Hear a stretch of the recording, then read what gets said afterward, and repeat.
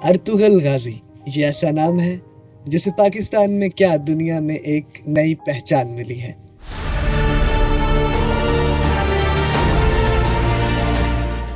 گو کہ یہ ایک ایسے جنگجو ہیں جنہوں نے نہ صرف تلوار کے ذریعے اپنا مقام بنایا بلکہ اپنے اخلاق سے بھی لوگوں کے دلوں میں گھر کیا۔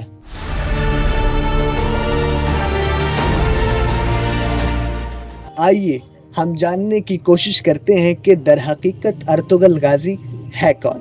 گزشتہ کچھ سالوں سے ارطغرل غازی کے نام سے ایک ترک ڈرامہ پاکستان ٹیلی ویژن پر اردو زبان میں نشر کیا جا رہا ہے، لیکن اردو زبان میں ڈبنگ سے قبل یہ ڈرامہ پاکستان میں اس حد تک مقبول ہوا کہ اس کے مداحوں میں عمران خان کو بھی گنا جاتا ہے۔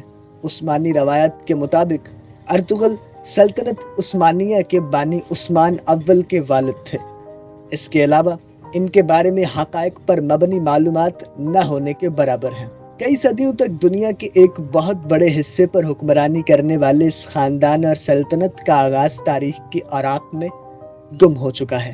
عثمان کا تعلق آج کے ترکی میں اناطولیہ کے علاقے میں آباد ترک خانہ بدوش قبیلے سے تھا، اور اس کی حکومت اناطولیہ کی چھوٹی چھوٹی حکومتوں میں سے ایک تھی جن کی طاقت میں زیادہ فرق نہیں تھا۔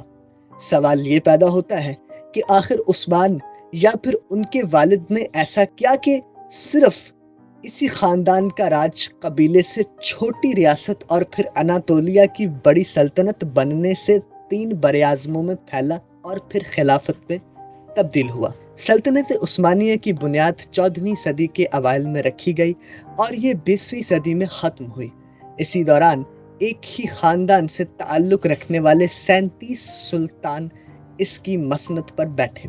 عثمانیوں کا جد امجد سلمان شاہ تھے جو قائی قبیلے کے سردار تھے اور 12ویں صدی کے آخر میں شمالی ایران کے علاقے میں آباد رہے۔ روایت کے مطابق منگول حملوں کے پیش نظر دیگر بہت سے ترک قبائل کی طرح یہ قبیلہ بھی غلامی اور تباہی سے بچنے کے لیے نئے علاقوں کی طرف روانہ ہوا، اور جیشا کے مطابق خیال ہے کہ سلمان شاہ شام میں داخل ہوتے ہوئے دریائے فرات میں ڈوب گئے اور اس کے بعد ان کے 2 بیٹے واپس چلے گئے، جبکہ ارطغرل نے مغرب کی طرف اپنا سفر جاری رکھا اور اناطولیہ کے علاقے میں داخل ہو گئے، جہاں سلجوق حکمرانوں نے ان کی مدد کے بدلے انہیں اناطولیہ کے مغربی علاقے میں زمین دے دی۔ روایت کے مطابق ارطغرل 1280 میں چل بسے اور قبیلے کی قیادت ان کے بیٹے عثمان کو مل گئی۔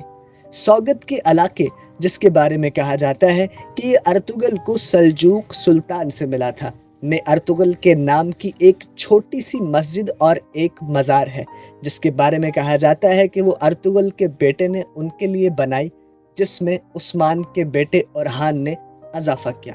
سوال یہاں یہ پیدا ہوتا ہے کہ ترک حکومت نے کئی مشہور کرداروں کو چھوڑ کر آخر ارطغرل کا ہی انتخاب کیوں کیا؟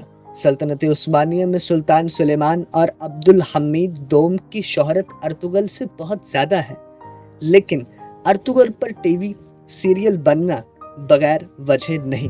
ترک ٹی وی چینل TRT کی دنیا بھر میں انتہائی کامیاب سیریز دی ریسٹلیس ارطغرل ان کے قائی قبیلے کی اناطولیہ میں مختلف دشمنوں سے لڑتے ہوئے پیش رفت پر مبنی ہے۔ نتیجتاً جبکہ تاریخی کردار ارطغرل کے بارے میں بہت کم لوگ جانتے ہیں، TRT کا کردار ترکی میں اور ترکی سے باہر مقبول ہے اور لوگ اس سے پیار کرتے ہیں۔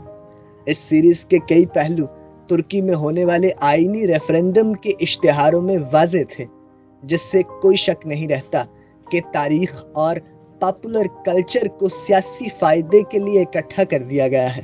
ایک ایسے کردار کے بارے میں ٹی وی سیریل بنانے میں جسے لوگ نہیں جانتے، آسانی یہ ہے کہ اس کو کسی بھی رنگ میں پیش کیا جا سکتا ہے، جبکہ مقبول شخصیات کی خوبیوں اور خامیوں کے بارے میں لوگ آگاہ ہوتے ہیں۔